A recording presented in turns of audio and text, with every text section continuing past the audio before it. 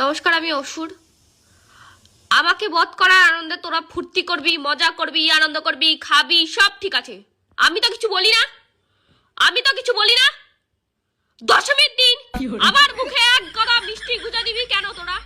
কোন আগ বলতে পারা লোকজন বুঝতে পারিস না? বধ হয়ে পড়ে রয়েছি, আমার কোন মিষ্টি খাওয়ার ছক হয়েছে, আমার মনে কোন ফুর্তি লেগেছে যে আমি অতগুলো গাদা গাদা মিষ্টি দেবো? আর কুমোরটুলি কাকু, আপনাকে বলছি দয়া করে পরের বছর দিয়ে না আমার মুখটাকে বন্ধ রাখবেন। এরকম হা করে থেকে থেকে সব যা পাচ্ছে, যে যা পাচ্ছে গুজে দিয়ে চলে যাচ্ছে। এক গাদা ধূপকাঠি গুজে দিয়ে, মোমবাতি গুজে দিয়ে চলে যাচ্ছে। মিষ্টি আপনি ঠিক ছিল, ধূপকাঠি কেন?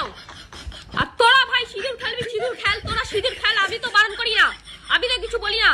আমার গালে, আমার বুকে, আমার মাথায়, সব জায়গায় এতগুলো করে সিঁদুর তোরা আমাকে লাগিয়ে দিবি। কোন কোন ফুর্তি লেগেছে আমার? আমার আমার নিয়ে কি সমস্যা তোদের? আমাকে নিয়ে তোদের কি সমস্যা?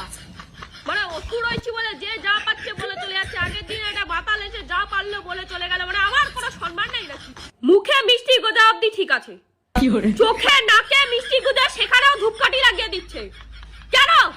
চোখ দিয়ে কে মিষ্টি খায়? মুখে মানছি, মুখে গুজা দিয়েছিস, তারপরে